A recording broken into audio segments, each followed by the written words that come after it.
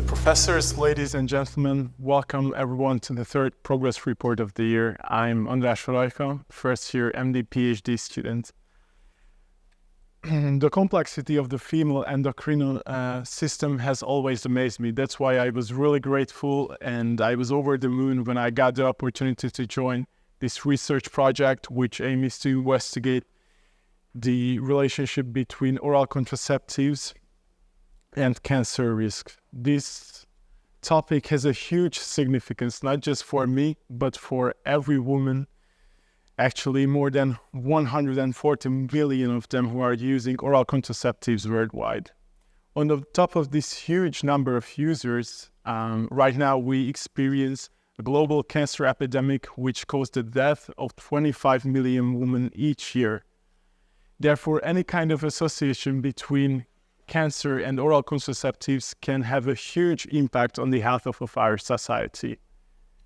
This association and relationship is multidimensional. It means that it depends on a number of various factors, such as the cancer type itself, the type of oral contraceptive being used, the duration of use, parity, and so on.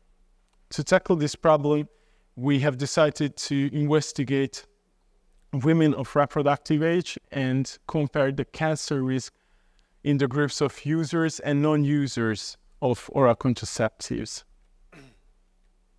We have used the following search key in 3 different databases, and in the end of our research, based on the title and abstract selection, we had 1,228 pieces of articles, which we could divide it into more than 10 different cancer type categories. In our first project, we focus on the relationship of endometrial cancer and oral contraceptives, and we have 81 eligible articles based on the full text selection. On this slide, I would like to present you our first preliminary results. In the first round of our analysis, out of the 81 articles, we have included 11 articles which publish their data in the form of odds ratios. Basically, what we have done is that we collected odds ratios from these articles, and according to which group, users or non-users of oral contraceptives they were referring to, and pulled them. Here you can see based on the I-square test, the heterogeneity of our results of the population being investigated is 74%. This high level of heterogeneity can be attributed to many factors.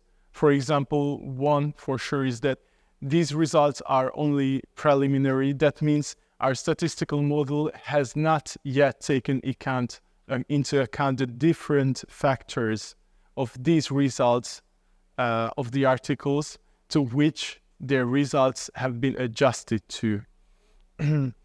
Also, we have not yet performed any subgroup analysis. However, we are planning to segregate the population of oral contraceptive users based on their duration of use. Foreseeingly, this subgroup analysis will reduce the heterogeneity of the population being investigated. As you have may noticed, we have some studies which differ from the majority. One study I would like you to pay attention to is the study below, the study of Gunberry from 2016. Actually, personally, I believe there are some key factors that can contribute to this deviation. One for sure is that the population in this study had 60% of them had a BMI over 25, and furthermore, 90% of the population did not exclude any kind of physical activity in their free time.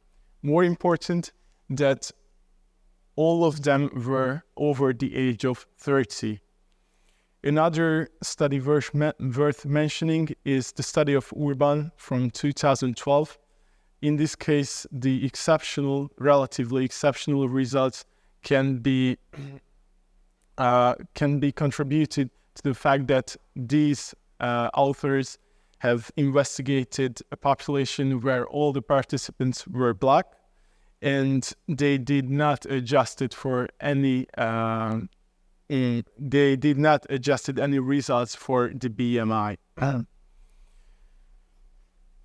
According to our results, the odds of having endometrial cancer among users compared to non-users of oral contraceptive is 0.63.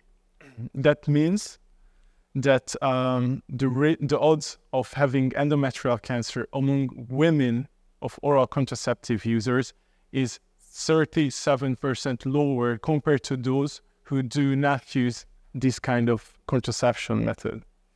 As you can see, based on several parameters, our results has proven to be both statistically significant and clinically relevant.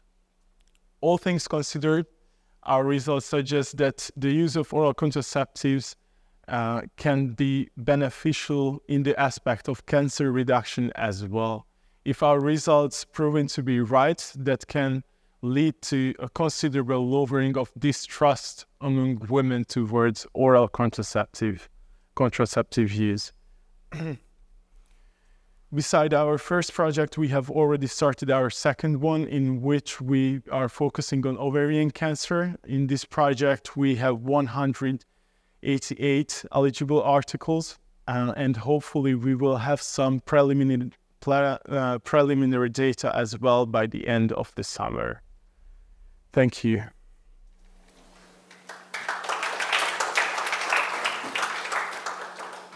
I would like to ask, was that last study which did not compare for BMI? Yes. And that... So actually, yeah, this is an issue for us. Of course, there are a lot of articles in the scientific world, and not all of them are really high quality. And the issue is that most of them do not state clearly what the final statistical model have taken into account, considering the adjustments. But yes, this one has a huge problem with it. So in the end, maybe we will leave it out from the subgroup analysis as well. But of course, we had to deal with it. Thank you. And since the contraceptive pills were usually using in the past the same estrogen, ethinyl, estradiol, was there any difference regarding the progestin component of these drugs in the cancer frequency? Or was there any difference between the studies? What did they actually check what kind of progestins they used, or they did not specify in the progestins? Yes, so the answer for this question, two things. As far as I'm concerned, yeah, the format of oral contraceptives are more or less the same since we have been using them. But the really important thing is that from the 1970s, 80s, we have changed the dose of the formulation. And there are some studies who are taking into account and really writing and really documenting the data about the dose of contraceptives being used in the study, but most of them do not. So that's why, like, separating these kind of articles can be only done if we are considering the time when they were published. The estrogen dose and the progestin type. The types have been changed throughout the decades, the first, second. So the question is if there is any difference between regarding the generation of the generation of the progestins, not the estrogen. Yeah, so the question is if there is any difference between the cancer incidence rates regarding the progestin types. Yes. Yes. Did they check at all?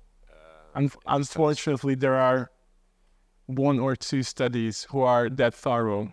So actually, they are not detailed at any point. Most of the studies, unfortunately, do not even bother to give a proper definition of never or ever use of oral contraceptives. So yeah, that would be awesome to work with studies like that. But unfortunately, we don't have the ability to do that. Thank you very much. Well, I mean, the studies that are listed here or selected, I mean, the last one is from 2016. So yes. what Are there any new studies, or this is regarded to be a kind of completed thing? Everybody can believe that he or she knows or whatever. So this is question one, and then I will have another one. So is there any new studies with new results? Yeah. Is there any reason why the last study was actually in this respect conducted in 2016, 15? Yes, so this figure can be a little bit challenging because, as I have said, we have 81 eligible articles and we have already processed data. But doing the statistical part is quite hard, and that's why our statistician said we should start with articles publishing their results in the form of odds ratios. So actually there are new studies from, for example, 22, 21, but they are not listed here since these are preliminary results, including only odds ratios. Okay. Well, the other question is that what is the sample size in these studies? Are there big differences? These are kind of nationwide, kind of things. So what? All in all of the studies represented here are working with a population, the cases between 50 and 200. Okay, so that's a small sample size then, in this respect. That's like 20 times, say, 100. That's like 1,000 cases. Mm-hmm. Because with that kind of sample size, the control is always a problem. How the controls are selected, because that could be misleading. You see, so these are published on the data of even hospitals, and then there are some bias, I assume, that in that one too, because the controls could come up. So those are not, I would say that not. So that there are some pre-selection drive. Those there is maybe not for the contraceptive, but even for those. So so this is a relatively small sample size, but if you go farther on that, then it's only 1/8 of our study sample size. Okay, thank you.